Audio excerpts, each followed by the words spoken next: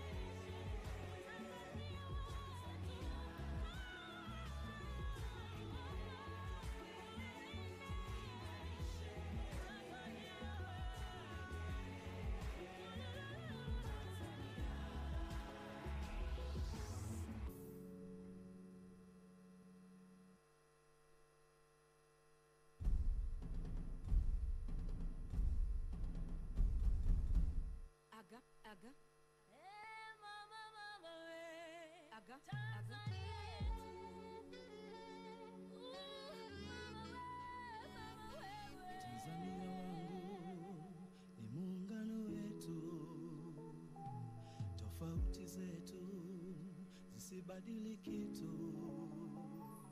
Utanzania wangu ni muungano wetu, na tofauti zetu tusibadilike tu. Tulinde, tudumishe, tulinde Utanzania. Tulinde, tudumishe, tulinde Tanzania.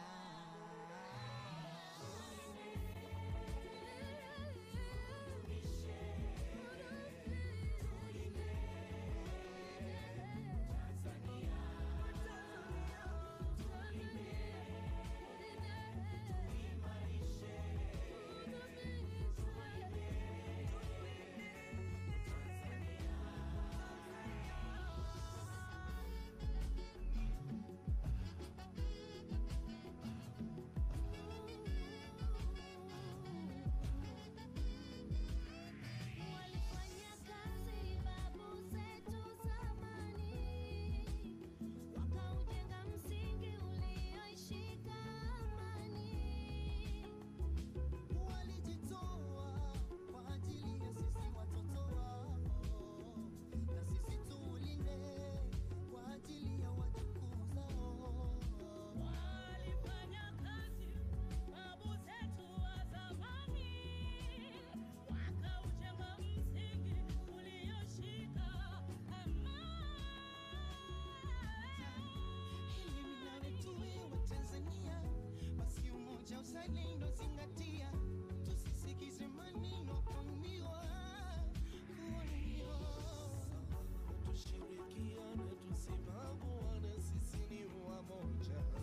Udumuni na hakika ni juu yetu. Wachache wanatusingua, kutumia siasa kutusumbua. Tusiache kuwakumbusha umuhimu wa Tanzania. Mimi ni sehemu ya moja wetu. Udumu na hakika ni juu yetu, yetu. Wachache wanatuzingua, kutumia siasa kutusumbua. Tusiache kuwakumbusha umuhimu wa Tanzania.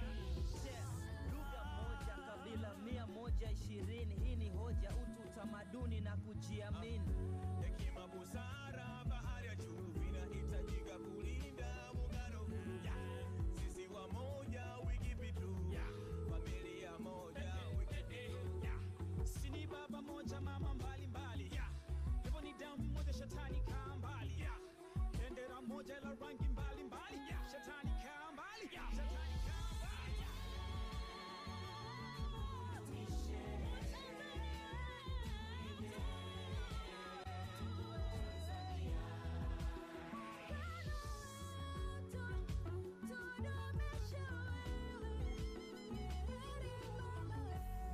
Asante Karume baba na Nyerere kwa amani. Muungano tunajivunia, wa bara na visiwani. Kifua mbele, amanikiwa kwenye kilele.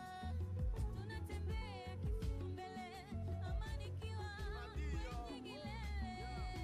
Amani na upendo ndo urithi tuloachiwa. Hata bibi babu walishatuambia kwamba sisi ni ndugu, inatubidi kupendana, sikutengana, ni kosa kubaguana. Nataka Tanzania ndo nchi yangu naijua, sitafurani sijui ghasia, naona shida mnanizingua. Nchi moja toka nazaliwa, toka nazelewa, zinashangaza akili zako unapokusudia kuigawa. Hakuna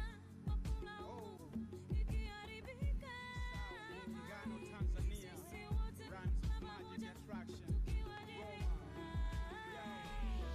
Nadhuru kwenye kaburi la babu yendo analia, nyeusi itakuwa nyekundu, bendera ya Tanzania. Wasisi wakitoa machozi, umekufuru dunia. Oh my God, hivi mnafuata wosia walotuachia?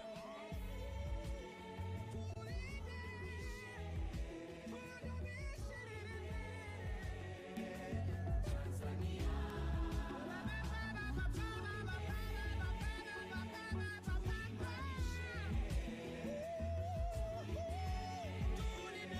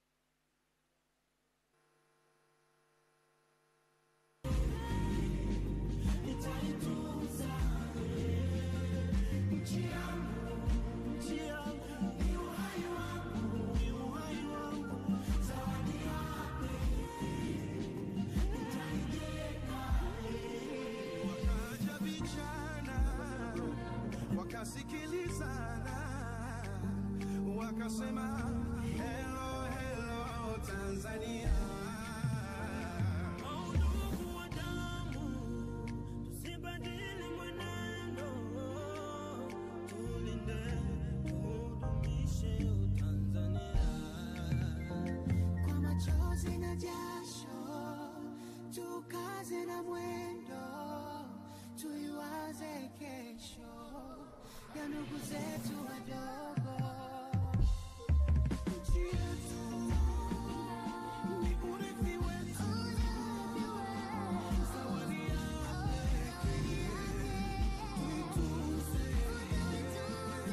Nchi yangu ni uhai wangu, zawadi ya pekee, nitaitunza. Nchi yangu ni urithi wangu, zawadi yake Tanguliza kwa moyo wangu, nchi yangu ni urithi wangu, ni uhai wangu.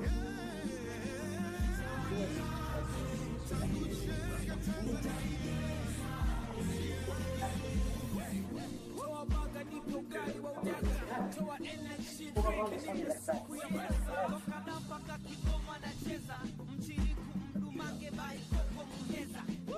Yeke chibuku, dubisi ya mambege tapendeza. Msosike kama chalari, akusewe shani wesa. Mic test, mic test. Daniel? Hello? Allô? Daniel? DRC, are you able to hear us? Yes. Yeah. Wait to, hello? Mic test? Yes. Mic test? Tu peux suivre la page aussi. Tu m'écoutes? Hello? DRC? DRC, are you able to hear us? Yes, yes. Yes, you can, yeah? Yes, yes. Yeah, we can also see you well. Emily? Yeah. Yes, good. Non, on attend. Regarde ici.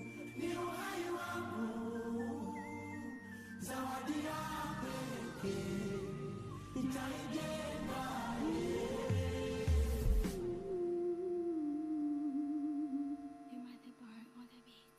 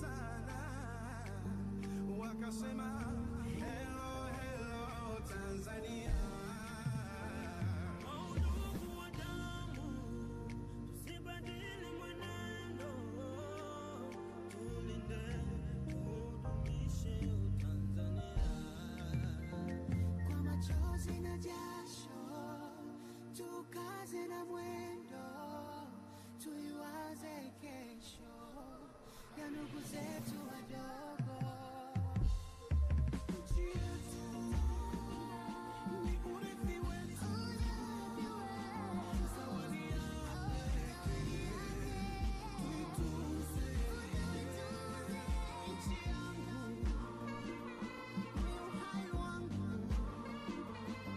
zawadi yake nitaitunza. Nchi yangu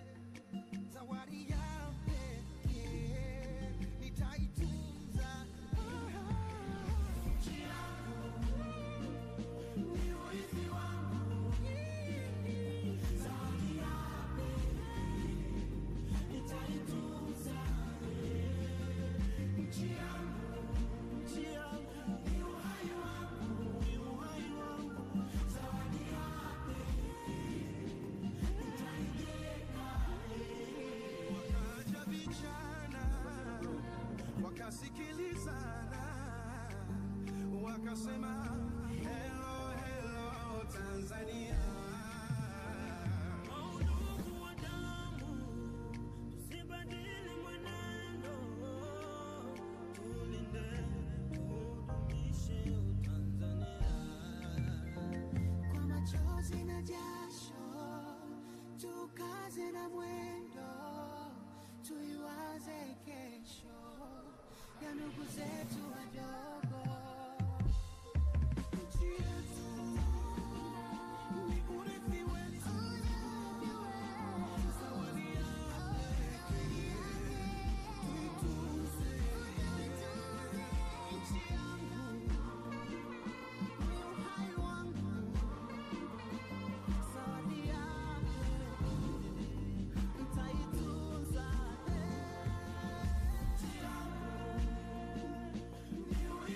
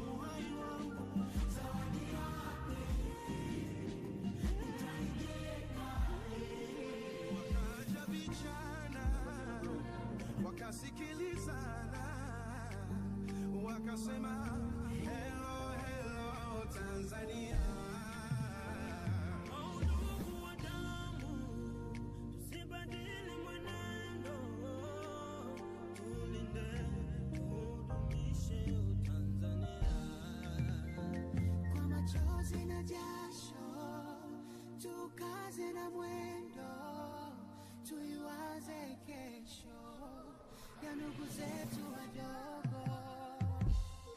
Nchi yetu ni urithi wetu, zawadi yake tuitunze. Nchi yangu ni uhai wangu, zawadi yako nitaitunza. Nchi yangu ni urithi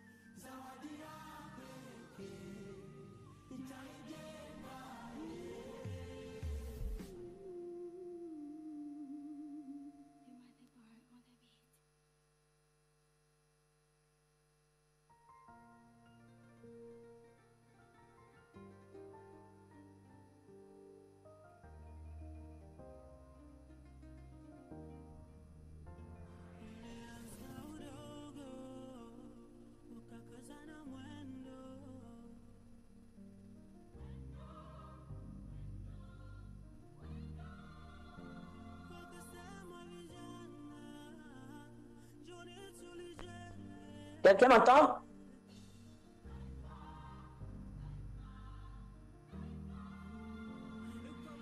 Oui, oui, ici c'est la RDC. Je vous reçois à 5 sur 5.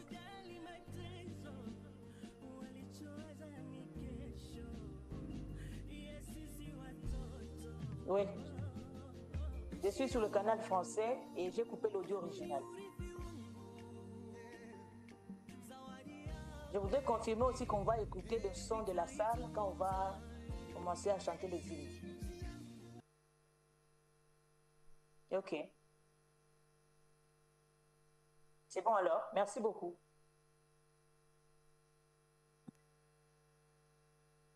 Ok, merci.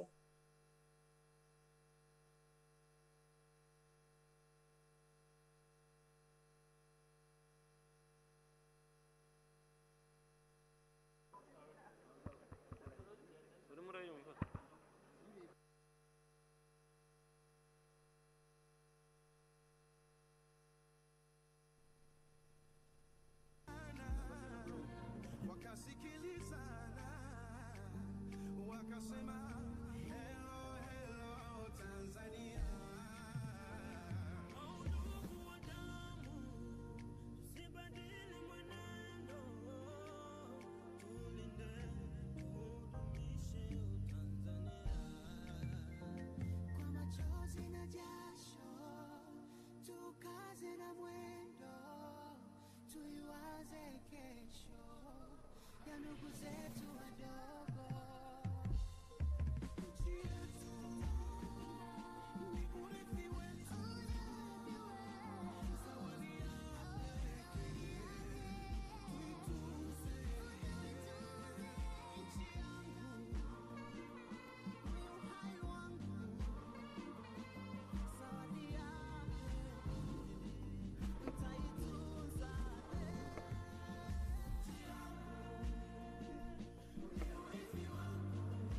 Testing. A very good morning, distinguished delegates.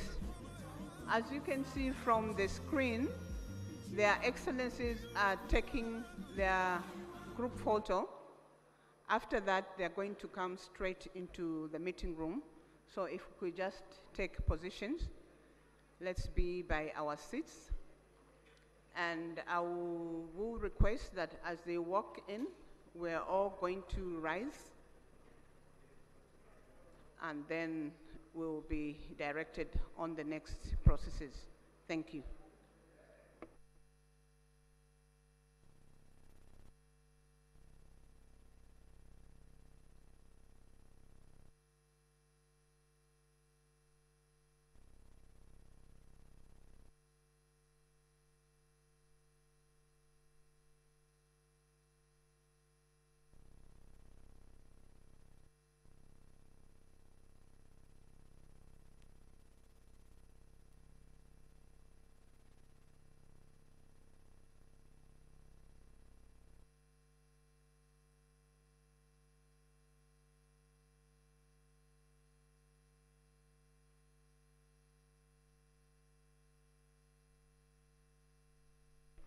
Shall we please rise as their excellencies are walking in? And I will request that we remain standing.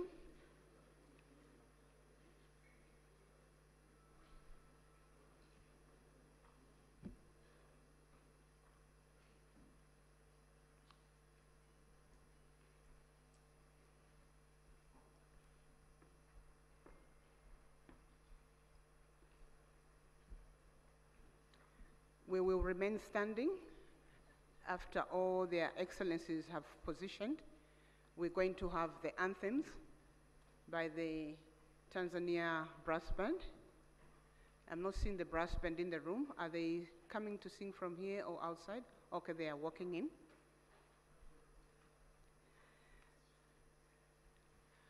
As soon as all their excellencies are on their seats, we're going to have the anthems in this order, beginning with the anthem of the United Republic of Tanzania, followed by the anthem of the East African Community, and the anthem of the Southern African Development Community. I think all their excellencies are on their seats. I'll request that we proceed into the anthem. Brass band, thank you.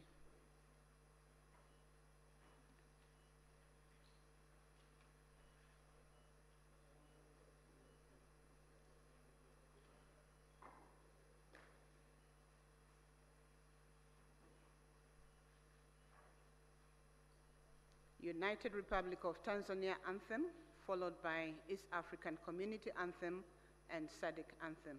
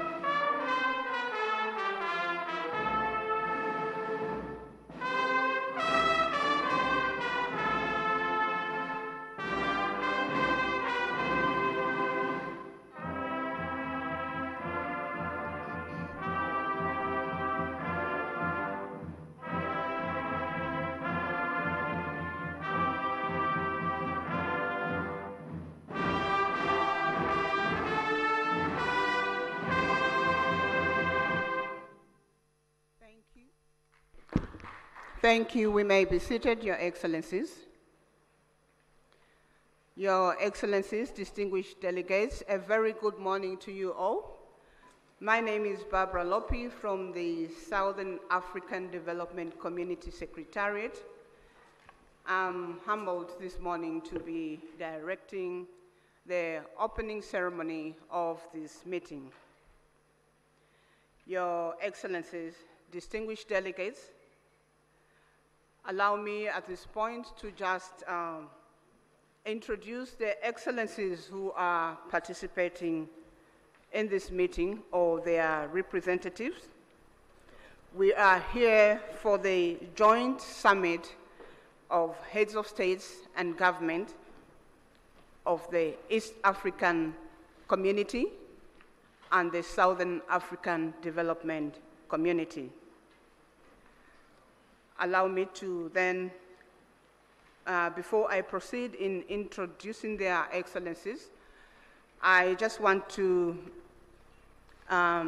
provide information on the language channels for the equipment that is being used for us to communicate and listen to the discussions. The English language is on channel 1 of the gadgets that we have. French language is on channel 2, and Portuguese is on channel 3, and Kiswahili is on channel 4. I'll go straight into introduction of their excellencies or representatives that are participating in this meeting. I'll begin with our hosts, our gracious host this morning, Her Excellency Dr. Samia Suluhu Hassan, President of the United Republic of Tanzania. Shall we please put our hands together for Her Excellency? Thank you. Up here we have His Excellency Dr. William Samuel Ruto, CGH, President of the Republic of Kenya and Chairperson of the East African Community.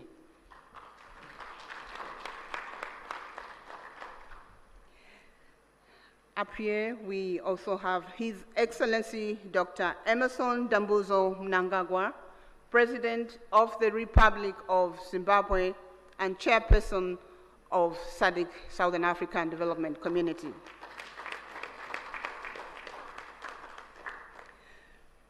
We do have participating online His Excellency Felix Antoine Tshisekedi Chilombo, President of the Democratic Republic of the Congo.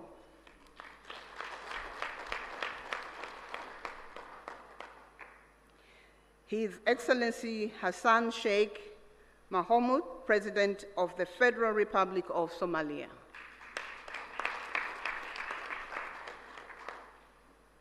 His Excellency Paul Kagame, President of the Republic of Rwanda.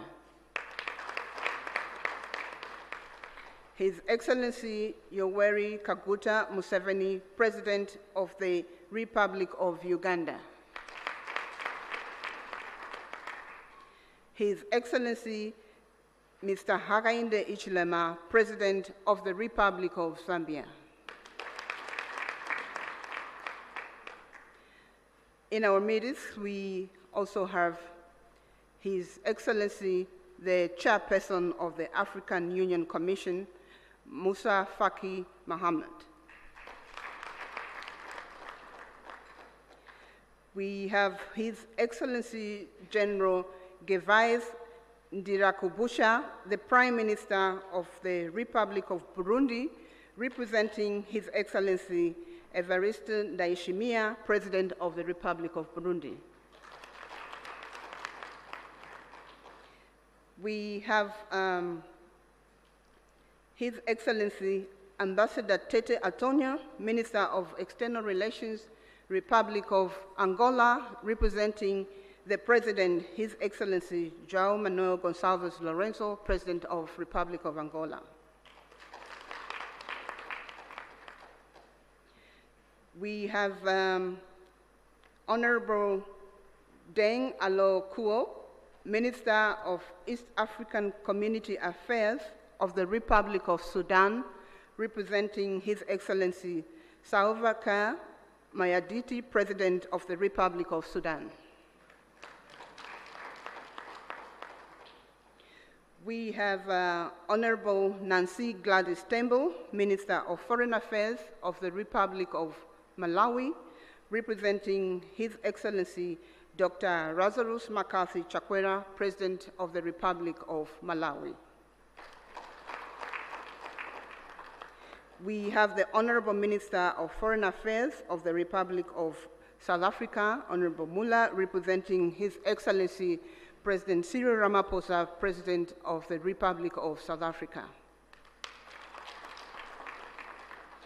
We have Honorable Lieutenant General Lala Monja Delphine Sahivelo, Minister of the Armed Forces in the Republic of Madagascar, representing His Excellency Andry Rajoelina, President of the Republic of Madagascar. Those were their excellencies, and up here we have the Honorable Professor Amon Muwira, Minister of Foreign Affairs and International Trade of the Republic of Zimbabwe, and Chairperson of the Sadc Council of Ministers.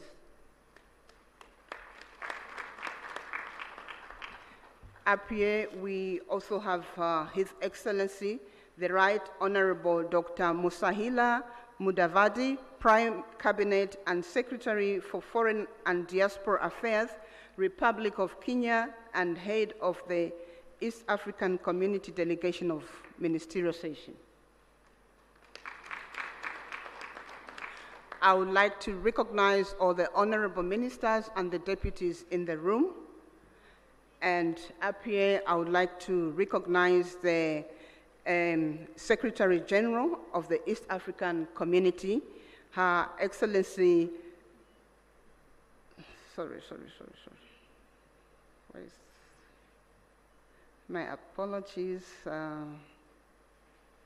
Let me start by recognizing His Excellency, Mr. Elias Mahosi, the Executive Secretary of Sadc, and Her Excellency, Madame Veronica Nduva, CBS Secretary General of the East African Community. Apologies, my sister, I forgot your name, but I have it. Senior officials from all SADC member states represented here, members of the press, ladies and gentlemen, you are welcome. Our program will be as follows. We are going to have welcome remarks from our host president, Her Excellency Dr. Samia Suluhu Hassan, President of the United Republic of Tanzania. This will be followed by the statements from the chairpersons from the East African Community and the Southern African Development Community. I will present their name after Her Excellency gives us the welcome remarks. Your Excellency, you have the floor. Thank you. Thank you very much. Your Excellency, Dr. Emerson Dambuzo Mnangagwa, President of the Republic of Zimbabwe and Chairperson of SADC. Your Excellency, Dr. William Samoei Ruto, President of the Republic of Kenya and Chairperson of East African Community. Fellow heads of state and government from EAC and SADC partner state and member states. Honorable Ministers, Honorable Veronica Nduva, Secretary General of East African Community, Your Excellency Mr. Elias Mpedi Magosi, the SADC Executive Secretary, distinguished delegates, good morning. It gives me a great pleasure and honor to welcome you all to the United Republic of Tanzania, and more specifically to the city of Dar es Salaam, the haven of peace, for this crucial joint EAC SADC summit convened to deliberate on the prevailing security situation in the Eastern DRC. Tanzania is profoundly honored to host this high-level meeting and remains eternally committed to the objective of promoting peace and security within the region and beyond. Similarly, I would like to express my sincere appreciation to the Executive Secretary of East African Community and Sadc and their entire teams for effectively coordinating this meeting within a short time. Excellencies, as we are all aware, DRC, a member of both the EAC and Sadc, is still facing prolonged conflicts whose impact has transcended its borders and so creating far-reaching effects in neighboring countries. For the last couple of weeks, we have witnessed the spread of violence that has caused massive harm to human life, human displacement, and insecurity, which affected economic activities and disrupted cross-border trades. As regional leaders, history will judge us harshly if we remain still and watch the situation worsen day by day. And in line with the principle of African solutions for Africa's problems, our countries have a collective responsibility to ensure we urgently address the existing security challenges that have heavily impacted the well-being of innocent civilians. This joint summit meeting presents an opportunity to recommit our collective efforts in addressing the conflicts and reaffirm our sustainable peace and stability in the entire EAC and SADC regions. It is crucial that we find a durable solution that upholds sovereignty, promotes inclusivity, and ensures that the people of DRC can enjoy durable peace and security that they have been yearned for decades. Excellencies, as a steadfast advocate for peace in Africa, Tanzania is deeply concerned about the persistent insecurity in Eastern DRC. The ongoing conflict not only destabilizes our brotherly nation, but also put serious dents on our consistent efforts to enhance regional integration. My country remains committed to supporting ongoing diplomatic initiatives to end conflicts in Eastern DRC, and so we call on all parties involved in the DRC conflict to positively engage in negotiations, prioritize the well-being of its people, and commit to peaceful coexistence.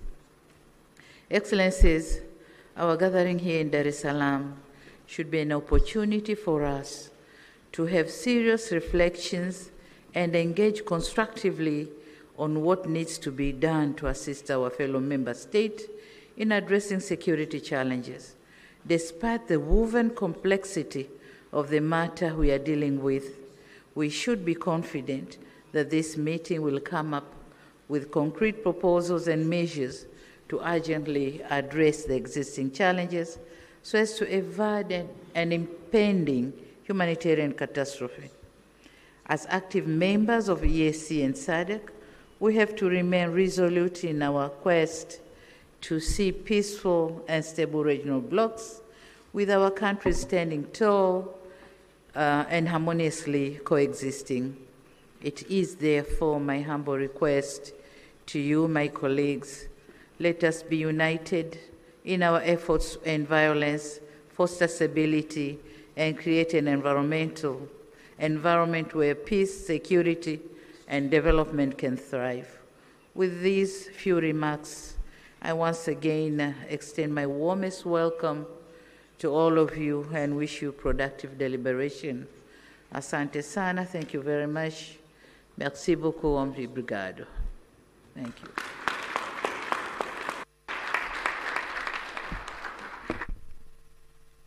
Thank you. Thank you, Your Excellency, President of the United Republic of Tanzania. I would like to make an apology to the Republic of South Sudan. I think in my presentation I slipped off and omitted the South. Honorable Den Aloy Kuo, Minister of East African Community Affairs. He's from Republic of South Sudan. Thank you. The next presentation will be remarks from the co-chairpersons of this joint summit of East African Community and Southern African Development Community Summit.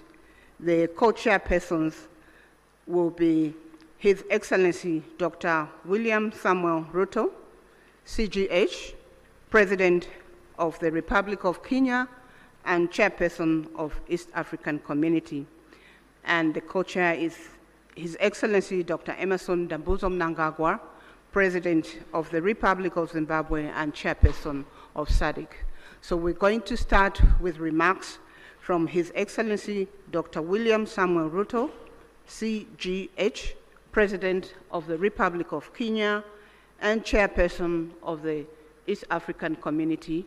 Their Excellencies will deliver their remarks from that podium. Thank you. Thank you very much. Your Excellency and Co-Chair, Dr. Emmerson Dambuzo Mnangagwa, Chairperson of Sadc and President of the Republic of Zimbabwe, Excellencies, Heads of State and Government of the East African Community and Sadc member states, Ministers responsible for Foreign Affairs and External Relations of EAC and Sadc, Secretary Generals of Sadc and EAC, distinguished delegates, esteemed guests, ladies and gentlemen, I will take this very early opportunity to sincerely thank my dear sister, Excellency Dr. Samia Suluhu Hassan, President of the United Republic of Tanzania, for hosting this joint summit. After extensive consultations, when I requested her to host this summit, without hesitation, she offered these excellent facilities for us to engage in this exercise. My dear sister, thank you very much. We're truly grateful.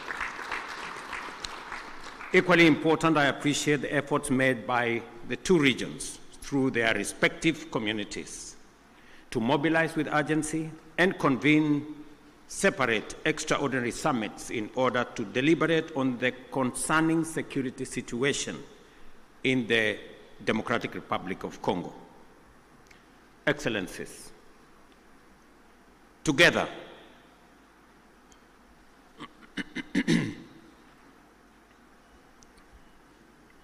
we find ourselves standing face to face with a grave and protracted security, diplomatic, and humanitarian crisis in DRC, a situation that demands our immediate, collective, and sustained attention. The East region of DRC has been engulfed in a devastating conflict for over 2 decades now, and this tragedy has claimed thousands of lives, displaced countless civilians, inflicted unbearable suffering and loss, and set back the development momentum of one of the most promising countries in the world. The recent escalation of hostilities in Goma and the surrounding areas is a stark reminder of the increasing fragility the situation presents, and that only collective action to facilitate a negotiated solution will offer relief. Today, we join together in order to reiterate our calls to the parties to this tragic conflict to immediately cease hostilities and take positive action to allow meaningful dialogue aimed at restoration of stability. Specifically, we stand together to call on all parties to actualize the ceasefire, and specifically on the M23 to hold further advancement and the armed forces of DRC to cease all retaliatory measures. An immediate ceasefire is the only way by which we can create necessary conditions for constructive dialogue and implementation of a comprehensive peace agreement.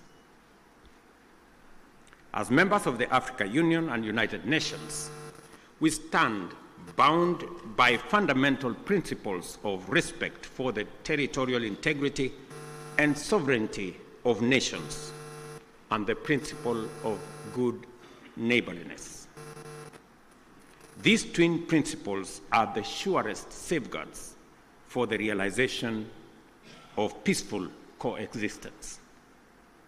Equally, as responsible members of the international community are bound by the obligation to ensure the safety of diplomatic assets, civilians, and personnel, as well as peacekeepers within our countries. The wanton disregard for the sanctity of life, diplomatic missions, and peacekeeping, and peacekeepers as well, is not only a brazen demonstration of lawless and unprincipled pursuit of violent harm and destruction, it is a grave affront to the rules-based international order. Excellencies, our presence here underscores our consensus that the time for action is now. The lives of millions depends on our ability to navigate this complex and challenging situation with wisdom, clarity of mind, empathy for the millions whose lives and livelihoods have been plunged into uncertainty, concerns for DRC's lost opportunity to accelerate its growth and development, and a steadfast commitment to peace and justice. A terrible yet indisputable act is that the humanitarian cost of the conflict in the DRC has been staggering. Millions of civilians have been displaced and many lives under the persistent threat of violence, including sexual and gender-based violence against women and children, and the recruitment of children to take part in combat. We have a historic opportunity to rise to our moral duty of making the protection of civilians our foremost priority, and of taking measures to ensure that the necessary resources and support are provided. For many well-known reasons, the situation in DRC implicates the broader global community. Therefore, we call upon the international community to step up and do its part in supporting regional efforts in delivering for the DRC, and critically collaborating with the government of the DRC to deliver support and security to those most in need. It is clear that the conflict in DRC is complex, delicate, protracted, and involves multiple actors pursuing different interests. The issues at stake span a wide historical, economic, and political spectrum, run back in time for many decades, and spill across national and regional borders. There is also a clandestine international dimension at work, whose persistent, cynical, and destructive effects must neither be underestimated or ignored any longer. For this reason, it is equally clear that such a conflict cannot be resolved through military means. We must resist the temptation to think that we can somehow shoot or bombard our way into a solution in the face of such a complex situation. Instead, we have to agree that only a comprehensive diplomatic approach, one that addresses the root causes of the crisis, secures the historical integrity and territorial integrity of DRC, and affirms the sovereignty of its people and their aspirations for freedom, justice, and development. That is what will establish peace, and enduring peace at that, in DRC. Such an approach must also bring together multiple stakeholders, regional states, international bodies, political organizations, civil society groups, and the Congolese government itself to dialogue and collaborate in order to explore, develop, and implement a lasting solution. Excellencies, I am confident that you agree with me that dialogue is not a sign of weakness. It is a testament to our collective wisdom and strength, both as leaders and as communities. It shows our capacity to articulate issues patiently and clearly, listen to each other, consult comprehensively with a common goal in mind, and negotiate patiently until we reach a better outcome than the bitter results of bloodshed. It is in this spirit that we must encourage all parties to put aside their differences and mobilize for engagement in constructive dialogue aimed at achieving the sustainable solution of conflict by peacefully addressing all underlying issues. I believe that we have a singular opportunity to build on the gains and lessons of Luanda and Nairobi peace processes. We have a historic opportunity as the broader neighborhood of the DRC to mobilize our collective will into a fused, single, and coherent initiative towards the resolution of this complex crisis. Such an approach will bring all our assets to bear and minimize the possibility of parallel initiatives that duplicate and undermine progress, including creating unnecessary competition as we strive for peace. My dear brothers and sisters, this calls for our unwavering political support. I therefore urge Your Excellencies at this extraordinary joint summit to deploy our best effort and muster our total commitment to facilitate a sustainable settlement that lays the foundation for a stable and prosperous Democratic Republic of Congo. I dare say, Excellencies,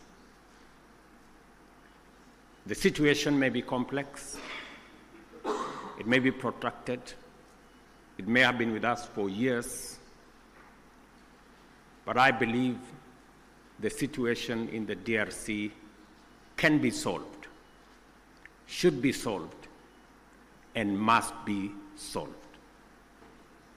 For this reason, it may also be prudent for the consolidated single EAC Sadc initiative on this matter to be supported by a strong secretariat that can provide the necessary coordination, monitoring, and enforcement to ensure effective implementation of outcomes. The international community must stand in solidarity with the people of DRC during this time by aligning their support with this initiative. I conclude, Excellencies, by affirming our robust commitment to achieving sustainable peace and development and integration across the region.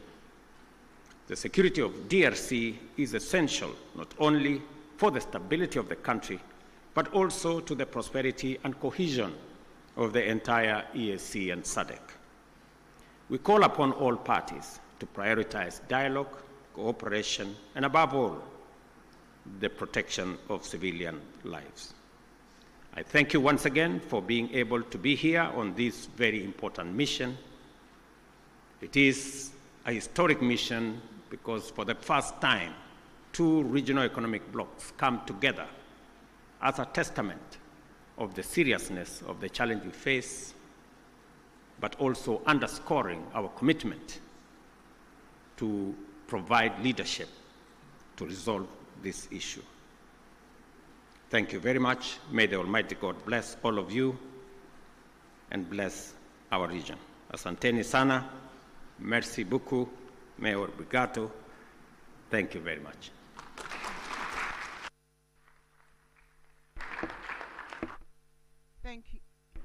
Thank you, Your Excellency, Dr. William Samuel Ruto, CGH, President of the Republic of Kenya and Chairperson of the East African Community.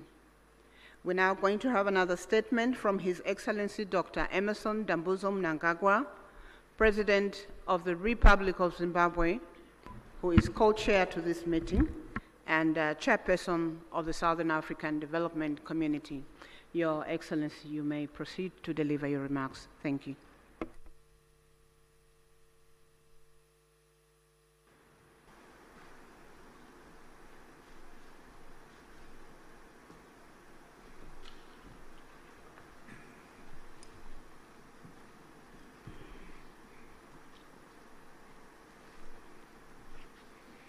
Your Excellency,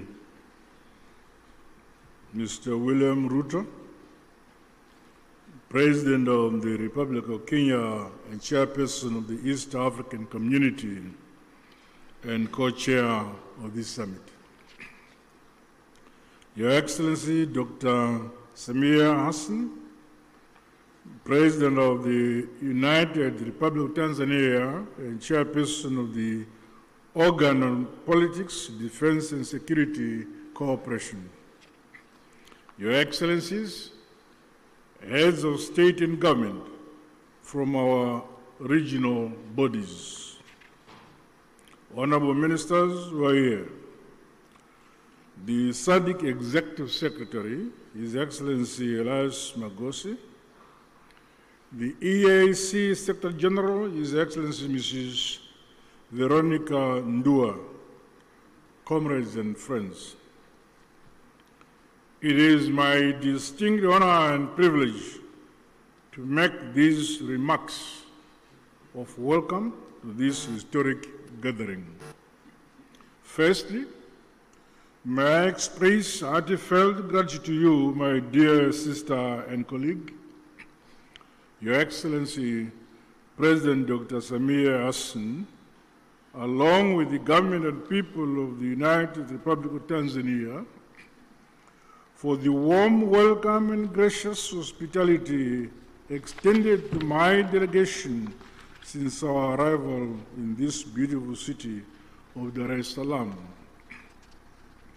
In the same spirit, I also extend sincere appreciation to my dear brother, Your Excellency, President William Ruto, for your astute leadership for the East African community and for agreeing to meet at short notice. Equally, our respective secretariats, senior officials and Council of Ministers are commended for their diligent work in preparation for this joint summit. Your efforts have laid a solid foundation for our discussions today.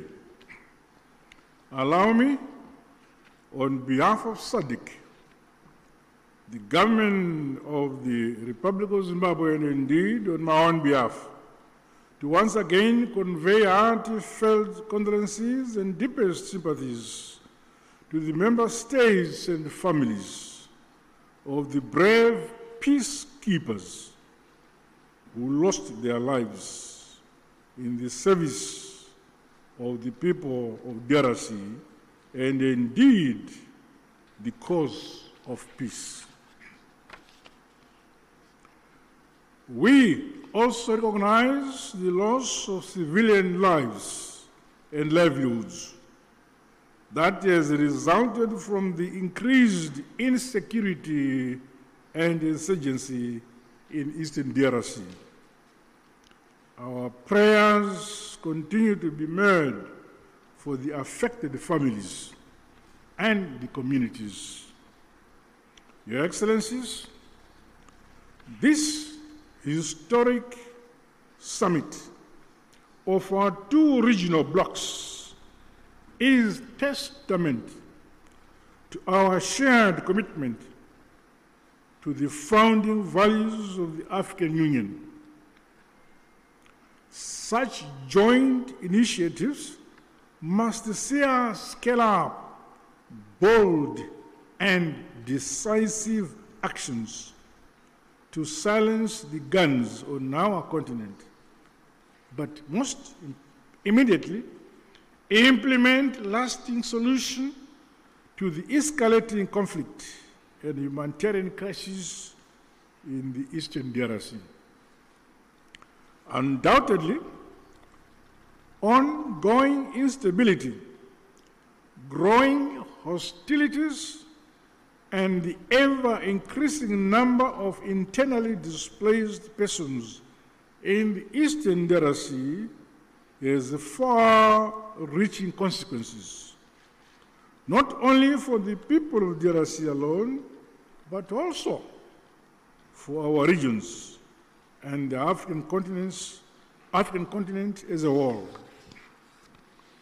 The unity, solidarity, and unbreakable bonds of the peoples of the continent must stand the test of such trying times as we face. We must remain as solidly united as we were during the struggle for complete emancipation and independence of Africa from colonialism.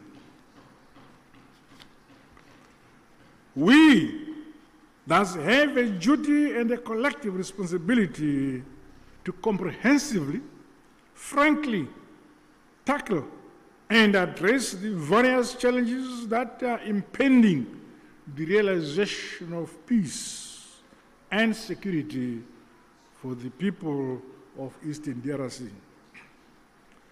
Drawing from our rich African values and heritage, and further emboldened by the spirit and letter of the United Nations Charter, the constitutive act of the African Union, as well as the treaties of both Sadc and the EAC, let us seize this opportunity to ensure convergence and a coordinated response which is mutually reinforcing towards one common objective.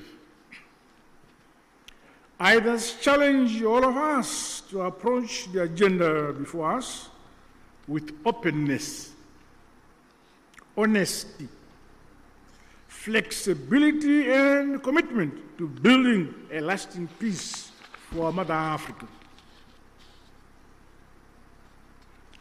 The all-encompassing interests of the people of the DRC must be at the core of our deliberations. Let us do much more to realize sustainable peace in our sister republic of the DRC in our lifetime. To date, Sadc notes and acknowledges the progress made under the Luanda and Nairobi processes aimed at silencing the guns, as well as facilitating dialogue among all parties to the conflict. This summit, therefore, should leap us forward towards a concrete roadmap to help resolve the ongoing crisis.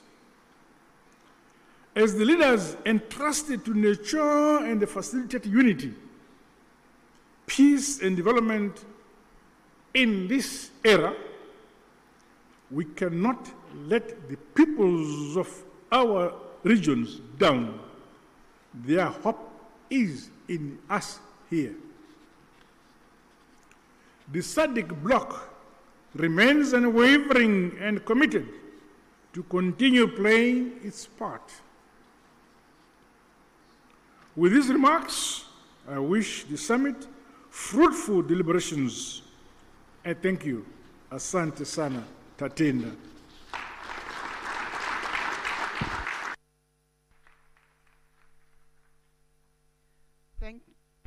Thank you, Your Excellency, Dr. Emerson Dambuzo Mnangagwa, President of the Republic of Zimbabwe and Chairperson of the Southern African Development Community. We are getting to the end of the official opening ceremony. May I please request that we have 2 rounds of applause for our co-chairpersons for those statements.